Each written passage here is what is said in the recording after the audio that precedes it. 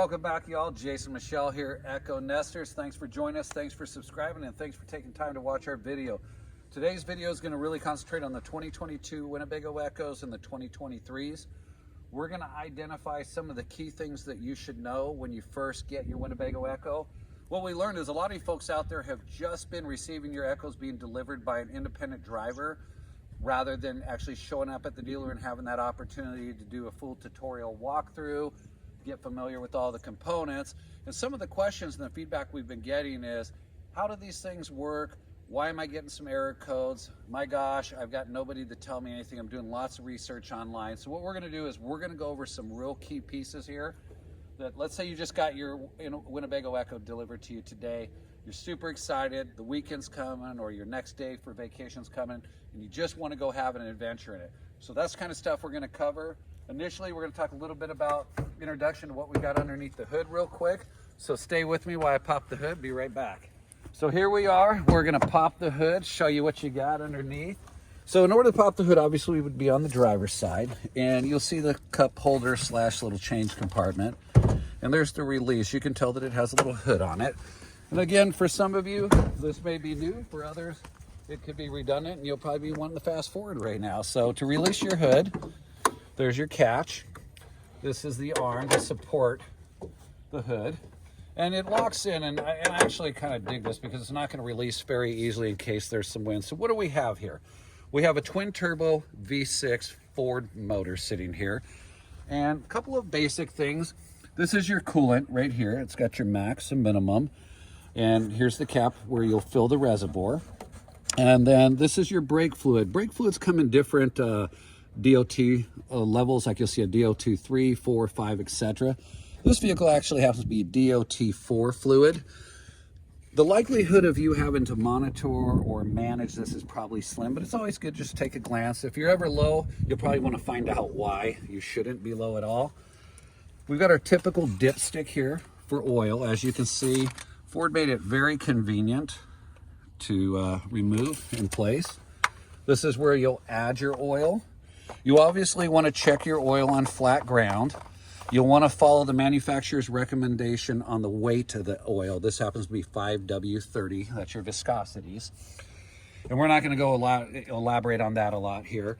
Here is where your windshield washer fluid goes. And it's important to know that you don't want to confuse this with your coolant. The windshield washer fluid will always have a blue cap on these vehicles, or at least it should. And your coolant is going to have some different readings here, 21 PSI. It's going to be more of a, I'd call it a fluorescent green looking color. And not that this is important, but this is air intake for the cab itself. So we just covered a couple basics. You're going to notice here that this is your cab chassis fuse box. And if you see where my fingers are releasing right here, let's say you wanted to open that, you'll pull these tabs, you'll lift this up, and there'll be a bank of fuses, and it'll kind of tell you what's going on in there. What you see here with this plus button is the positive battery connection. In the event that you had to give someone a jump, this is where you'd connect. The nice thing, and I'll show you later about these chassis and what Winnebago did, is they have another button inside that'll allow you to jump off of your auxiliary battery, or we'll call it your house battery. So let's say you've run this battery down. Your secondary battery has the ability to let you self-jump with just the push of a button. So we'll get to that here in a moment. Now what we're going to do is we're going to take some time and we're going to walk around here. Obviously, when yours arrive, the likelihood of you having this beautiful CA2 recovery package is probably slim to none, unless somehow you pre-ordered that and convinced your dealer to install it. The other thing you probably won't have is an upgraded tire package and a lift, which is what you see here. And we've covered a lot of this in our other videos. You'll see a video, we did a full tutorial on the tires, why we picked this size, other recommendations you can have. We've talked about our suspension upgrades and our recovery package. So we are now on the passenger side. And again, you just received your 2022 or 2023 Winnebago Ekko. With the exception of different color schemes, this is pretty much what you should look like right here. These are consistent on the passenger side. The driver's side has changed a little bit depending on the model and the make and the year and production date, but we're going to get to that. So if you ordered the tailgate package, it's housed in here. If you did not, it's just a nice open storage compartment. You'll notice that you have your cam locks. On the 2023s, they actually added a little washer to keep these from rubbing the paint. So congratulations to you guys that got that upgrade. But as you open this, they were pretty slick the way they allow that to lock in. And you're going to notice in this case, we ordered the tailgate package. By the way, we love it. If you didn't get the tailgate package, don't let anybody fool you. You can order this separate. There's people on Facebook that are actually selling theirs because they decided they're not using it. But regardless of how you configured yours pre-order, you are going to have your plumbing feature here. It's a hot and a cold. It's got a quick connect right here. And the next thing you know, you turn it on and my hands are tight in there and you'll have water. So we're going to demonstrate that in just a little bit. The other thing that you would have received in sort of your welcome bag, if you will, is an LP quick connect hose. I'm going to demonstrate how this uses briefly, but these were under recall. In order to get a new one, you have to give the dealer your old one. Again, you'll have that information provided by Winnebago, so I'm not going to labor that. Just for now, I'm going to set that aside. So assume you have the tailgate package and you're trying to figure out how does this thing come out. Well, you see these releases right here. Assume as you're facing it and you're swinging your arms out, that's the direction you want to put your thumbs. You'll start with the two bottom tabs, pull it straight out. You'll hear it click. You'll do the same thing here on the reefer, and it'll click. By the way, these Norcolds are awesome. So there's your tailgate package. Now let's say you're getting ready to fire it up. You want to do some outdoor cooking, whatnot, and trust me, we've done it. They've made it really convenient on the quick connect hose. So this is what houses your outdoor sink. And so it's just a pop down, got a simple drain, pretty basic. So before you would install that, you would take your hose, and if you just swing right around here, you'll see the male side of this fitting right here. You'll pull back just like that, thumb and index. It's locked in nice and tight. Whether you order this package or not, you're going to actually have a quick connect port right here. This feeds right off your propane tanks, and again, just that simple, nice and tight.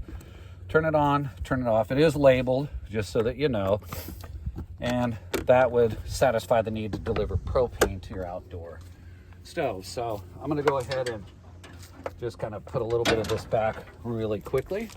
So that would be your tailgate package. And again, if you don't have one and it's not a pop top, you can order it direct. You can also look for people that may be selling it. Now, we're going to come over here and you'll notice that we got our Truma AquaGo system. I'm going to cover that in just a moment because this is where things are pretty simple, but for some it gets a little tricky. You're going to see some error codes and some people kind of go, oh my gosh, they hit a panic mode button because again, nobody's taken the time, depending on how they receive their delivery, to go over this. And you're going to enjoy that part, I believe. So the reason that these don't have locks is this is a regulation where propane tanks are stored. In the event that the fire department needs to access these, you cannot lock this. It is, I believe, against federal law. You can verify that on your own, but they are not to be locked, so don't change those out. You'll see that you house two 20-pound tanks. Now, your compartment, in some respect, I've seen some people with a little bit different valve on the early models. So you've got your two tanks, and right now it's red. If I was to turn the valve, either way, I can switch sides of the tank. So let's say I just happen to turn my tank on, and the valve right here is facing this way, it turns green. It tells me that that tank now is active, that there's propane in this line. Now, if I opened up the tank on the opposite side, we'll call it the right side, rotated the knob, again, it knows that there's propane, it would be green. So I'm gonna shut those back down for now because we're gonna wanna demonstrate something here in a moment. So propane tank's housed there. No locks, don't change that. Here we have our Truma AquaGo. And I should say that that's just a pretty basic release. I'm always a little careful when I release. I just don't want things to get banged up. There's a schematic, if you will. There's some basic features in here we'll cover later. The key thing that you're going to be focused on right now is that you have power and it's off. There's no right or wrong way to engage that. If you want to go power down or power up, it's fine. You'll know when the power comes on because you'll see the green light right here. So we're going to come back and talk more about that in a moment. Just again, we're doing a quick walkthrough. Your storage compartment you're familiar with. I'm going to take you around here. So follow along with me and we'll be right back. So we are now on the passenger side, and you're going to see that we ordered ours with a batwing awning. Again, this is an option.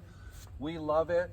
This bad boy swings all the way around here and clips into here. If you didn't order one, you can still order an aftermarket one, or you can go ahead and go right back to Winnebago, one of the authorized dealers, have them order it for you and install it. And again, I'm not going to spend a lot of time in talking about our storage compartments because we're not doing a tour here. We're talking about some key components. We're going to talk about how they're used and how to get you up and running. So on this side that you see here, this is where you have your outdoor shower, your gray tank drain, your winterization valves, a lot of things going on here. But the nice thing is it's not as complicated as some make it seem or as it looks. So I'm going to trade places with Michelle here real quick. If you'll notice here, Winnebago did a really good job. They said if you're dry camping, here's how your valves should look. White down, green up, red up, blue across. If you're if you're going to be filling with city water or connected to city water is what I should say. There's, let's call it a grid or a pattern for that. You got winterization, sanitization, power fill tank. So you just got your Winnebago Ekko. And let's just say that right up here, yours should look very similar. You just decided you're gonna go ahead and fill the tank here. The nice thing is if you start to overfill it and you're not paying good attention, you'll start hearing the water pull out. It's basically just got a, we'll just call it an overflow on it. So that's fine. You'll also notice here that these are all heated compartments. I like to just keep this open year round or make sure that it's open. It keeps this compartment where we have plumbing nice and toasty. Basically the temperature that you're maintaining inside of your Ekko is to some degree maintained in here. We have been camping in temperatures well into the low 20s, if not probably close to the teens, and come out here and everything's been perfect, normal. You'll also notice here, besides the braided lines here, they use some PEX. Some people might be familiar with that if you're in the plumbing industry or construction industry. I'll explain more about the benefits of that PEX tubing later. And then you have your gray tank drain. You would have been equipped with, again, little quick release hose kit. Let's just assume that for some reason I wanted to rinse me or my dog Tallulah off, and I picked my water. I'll go ahead and I should probably show you that you have an on and off pump button here. I'm gonna have Michelle swing back around here. That's our light. Red light indicates that the water pump's on. And there we go. That's pretty good pressure right there. So you'll want to turn your water back off, and I'll just kind of show you a little trick here. If I squeeze this and I have this down, it just drains all the water out. Real nice, pretty simple, done. This right here, the white tube that comes with this is gonna be part of the winterization piece that we'll talk about in another video. So again, you just got here, she just rolled up, you filled her up with water, you're ready to rock and roll. You check that maybe you're just doing the dry camping. All of your other valves are closed. You'll know that again. If I open these up, we're gonna start losing water pretty quickly. So again, if you happen to be filling and all of a sudden you're hearing water being released places, obviously double check the interior side. But just kind of go around and look at the valves that we talked about. And again, we'll get more into this, as I said, later. You would have had, I don't really use this, but you'll have your typical drainage tube, if you will, for your gray tank.